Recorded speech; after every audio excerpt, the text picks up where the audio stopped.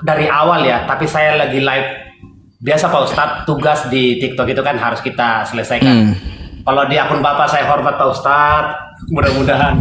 Saya berterima kasih ya, bukan karena sesuatu, jadinya ada sesuatu, bukan Pak.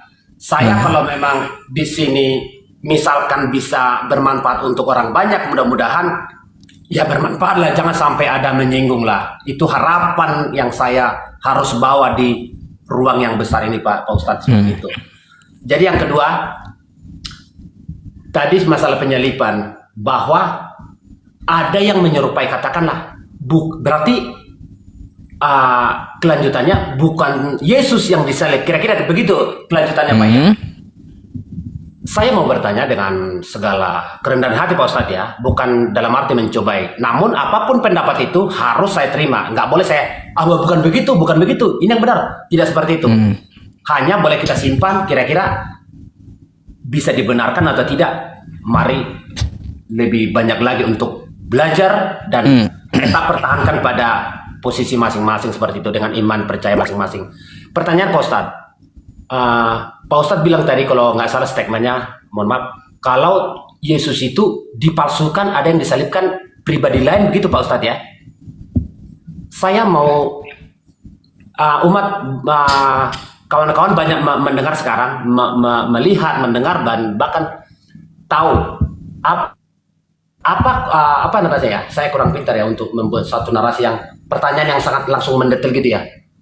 Kira-kira pribadi siapa Pak Ustadz yang pada ketika itu menggantikan posisi untuk disalibkan?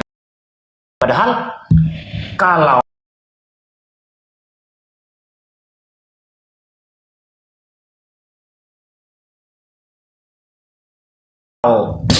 namanya Yesus, saya rasa hanya pribadi Yesus saja yang pada saat itu yang disalibkan, karena ada wujudnya, ada sejarahnya, ada perjalanannya. Bahkan kalau nggak salah ya, karena saya belum pernah ke sana, 14 titik kalau kakak saya udah pernah ke sana, semua perjalanan itu mereka sudah lalui, sudah jalani, sudah lewati. Bahkan kubur tengkorak itu, Golgota itu ada, disitulah orang-orang yang hukuman yang penyaliban dilakukan di sana. Pertanyaan tadi itu, bagaimana ajaran teman-teman saya, bukan dalam arti di sini merendahkan, menyepelekan, bukan, supaya saya pun menambah wawasan di sini atau pengetahuan yang lebih daripada yang sudah saya tahu. Kok bisa Pak seperti itu? Baik.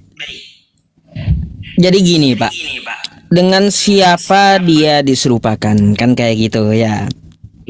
Oke, baik. Pertama, Al-Quran tidak menyebutkan sebuah nama, kan kayak gitu. Tidak menyebutkan sebuah nama. Kenapa tidak disebutkan sebuah nama? Karena Allah mempunyai rahasia, yaitu Dia perintahkan Nabi Isa-nya sendiri yang akan menjelaskan kepada orang-orang pada saat Dia turun kedua kalinya, sesuai Quran surah Az-Zukhruf ayat 63 tadi. Nih saya bukakan buat Bapak dan kita baca sedikit ya. Kata teman-teman tunjukkan ayatnya, nanti nggak ada ayatnya, aduh susah katanya gitu. Meskipun saya hafal baik ya. Nggak apa-apa Pak, silakan. Nih. Oke. Di sini ya, faqalallahu ta'ala ya teman-teman, walamma jaa'a Isa bil bayyinat qala qad ji'tukum bil hikmah wa li ubayyina lakum ba'dal ladzi takhtalifuna fi fattaqullaha wa athi'un. Ketika Isa datang membawa bukti-bukti yang nyata, Dia berkata, sungguh aku datang kepadamu dengan membawa hikmah dan untuk aku jelaskan kepadamu sebagian dari apa yang kamu perselisihkan. Maka bertakwalah kepada Allah dan taatilah aku, kata Nabi Isa. Kayak gitu. Kenapa Nabi Isa itu saya bilang tadi dia mengikuti Nabi Muhammad? Karena nih kita disuruh taat dengan Nabi Isa, karena dia akan memerintahkan apa? Innallaha huwa rabbi wa rabbukum fa'buduh hadza siratum mustaqim. Dia akan memerintahkan untuk menyembah Allah gitu. Nah, ya ada di Al-Quran jawabannya ya kawan-kawan. Jadi sengaja memang tidak disebutkan sebuah nama, karena ya satu tadi Pak ya, saya jelaskan juga sama kawan kita yang Kristen tadi, bahwa sahabat Nabi pun tidak menanyakan dengan siapa dia diserupakan. Nah, kayak gitu. Dan Nabi tidak menjelaskan juga ya dengan siapa dia diserupakan. Dan Allah pun juga tidak menjelaskan. Kalaupun ya ada pertanyaan saat Nabi Muhammad diturunkan wahyu tersebut, ada pertanyaan kepada siapa, pasti akan dijelaskan kan kayak gitu. Tapi tidak disebutkan sebuah nama di situ.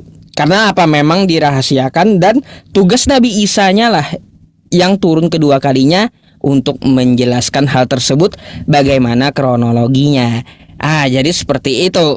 Jadi apakah dia diserupakannya seperti ini, seperti itu? Yang jelas yang benar, dia akan menjelaskan turun kedua kalinya. Tapi kalau kita melihat nih ya, secara argumentasi ya Pak ya, secara argumentasi, An-Nisa 157 itu ada bermacam-macam pendapat Pak di dalam ulama Islam. Ini teman-teman perlu tahu juga ya, macam-macam pendapat teman-teman di ulama Islam. Satu, ada yang betul-betul menolak bahwa Nabi Isa tidak dibunuh dan tidak disalib ya. Ini pendapat ya, tapi digantikan oleh seorang muridnya. Ini tafsir Ibnu Katsir. Nah, ini pertama, pendapat pertama.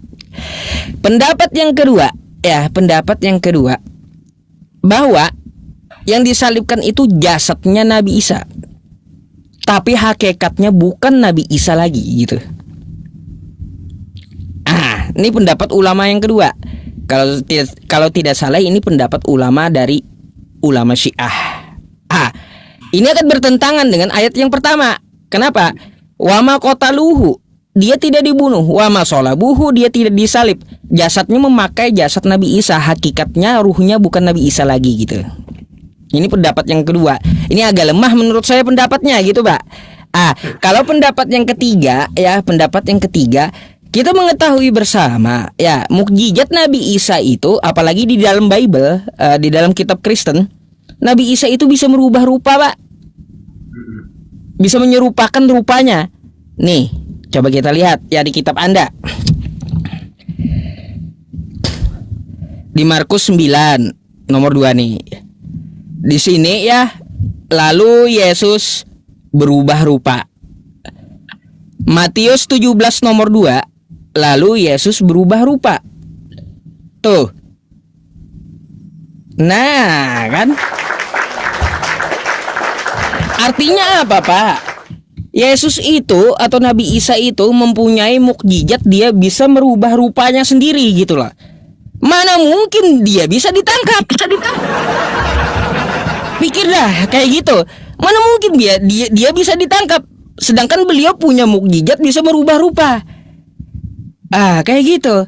Itu di kitab Anda loh yang mengatakan seperti itu. Beliau bisa merubah rupanya sendiri. Gak mungkin bisa ditangkap gitu.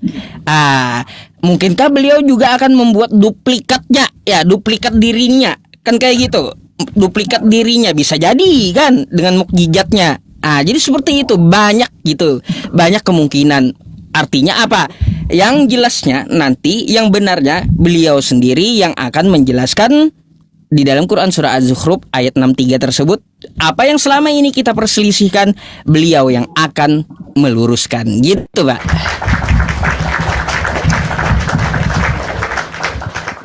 Jadi sedikit untuk kata merubah wajah.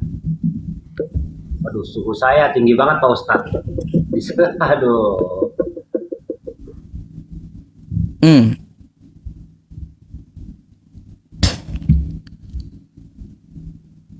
Nah, kemana beliau? Ngadat. Ngadat beliau. Waduh, lak. Pingsan ini, aduh Pak. Aduh, padahal beliau enak-enak kali ya, orangnya diajak diskusi, ngadat ini. Aduh, ngadat beliau. Turun dulu ya. Keputus tuh.